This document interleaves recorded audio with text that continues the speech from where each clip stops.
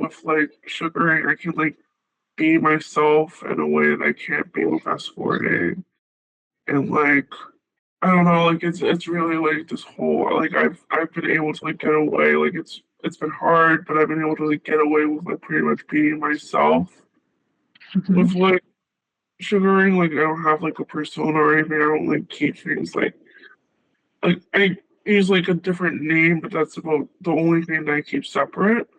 Other than Mm-hmm. that, like it's pretty like I think I need to like fully like separate everything and fully like I also yeah like it's just been a lot like it's just like figuring all that out and then also just like I am non-binary. I've been having issues with like just being like perceived as like a woman and just being like feeling like that's why I don't feel like I don't have like a lot of like feminine like it's just like been this whole thing. So I just have to like really come like figure out this like persona. Like I guess I think like yeah you'll be able to help me with that. Sorry, this is all I'm trying to say. That's Just okay. like where I'm coming from. It's been like a lot for me. Sorry. And I No, said this on that's okay. And sometimes it helps to like, I know for me, sometimes I need to like talk through my thoughts as they're happening. That's yeah. fine. Yeah. Let me ask you something. So that Yeah. comment you've made a couple of times now, like, with sugaring, I can just be myself, but with escorting, I have to have this persona.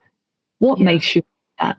I just feel like I honestly like I don't know, like with escorting, like it seems like to me like everyone is like I keep on getting messages on CK that are just like you're so different from everyone else on the site or whatever, like stuff like that. And it's really like I don't know, like and then like I had my friend like look up like my profile, like the photos I had up on Tris, like I don't know if you saw my profile and like she was like, yeah, like she was like, that's too ravey, and I was like, you're right, that actually was what I was wearing to a rave. Like, but like it's just like I don't know, like I feel like I'm too like that. That doesn't that seemed to like work on seeking like with sugaring, but it like doesn't seem to be working with Tristan. I feel like I've been like trying to like I don't know like I feel like I've been trying to do what like all the other profiles like that I've seen have, and it just like feels very like weird for me, and I just like I don't know like it's just been weird I guess. Mm, okay, Yeah. that makes sense to me. Let Yeah. me give you my thoughts on that that might give you some like a deeper understanding on this and possibly like help your perspective. Yeah. Because I've sugared before as well, by the way. I remember like seeing like one of your videos. I was like, that's why I also like I yeah I remember that because I was like I really like related to that obviously because Mhm. yeah yes cool. Sorry. Okay. So, like we talked about in our first call, there's no right or wrong approach, but Yeah. whichever way you approach it, whether it be sugaring or escorting, there's a different set of dynamics and pros and cons. So, with sugaring, the dynamic and the sell and the concept is that they're paying for a girlfriend, right? That's what they're kind of looking for. That's the understanding. And that's how the whole interaction is kind of based off, right? Yeah. Yeah. The upside of that is that in a way it's less commercial because they're not like a customer technically. You're supposed to have this kind of organic relationship that has a financial basis because it's meant to be like good for me, good for you. It's kind of, that's kind of the whole concept, right? Yeah.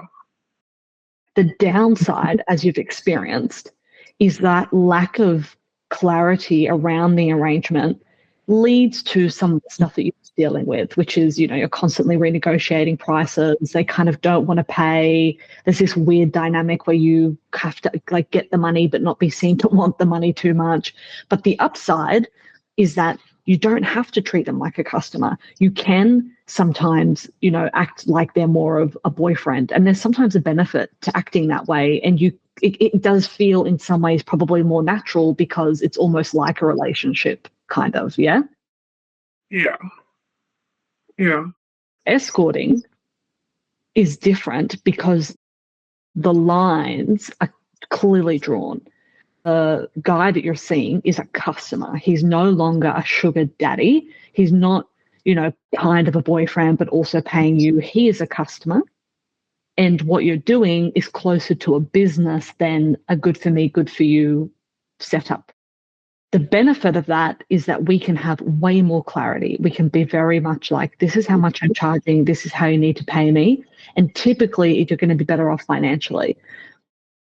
I even call it a downside, but probably just the shift in experience that you're going to have is that like it is really a business. The client is expecting to be treated like a customer, like when you walk into a restaurant, like the customer, you have more of that dynamic. So I don't think that might just help you to kind of reset how you're seeing it. It's really not about you and either you can be yourself or you can't. It's just that in this dynamic, they're expecting to be treated like the customer because you're treating them like a customer based on the commercial setup. Yeah. Yeah. That makes sense. It'd kind of be like if you had a restaurant and customers were paying to come and eat versus if you were having a dinner party at your house for your friends. It's like when people are at a dinner party, they're a house guest and you're kind of in control. But the downside is you don't get paid. If you have a restaurant, they're the customer, you have to treat them like a customer, but the upside is you get paid. So it's really not about you. It's just about the dynamic and you kind of adapting to that. And even at the end of the day, if you gave escorting a try and you just decided that this doesn't work for me, I actually prefer the set of pros and cons that I get from sugaring, that's cool. Like there's no right or wrong way. It's just understanding that you're stepping into something different. But it's really not about you. It's just about the dynamic. But what is about you is you determining, once you've tried them both, which one works better for you. And only you can decide that. Yeah. That makes sense. Yeah.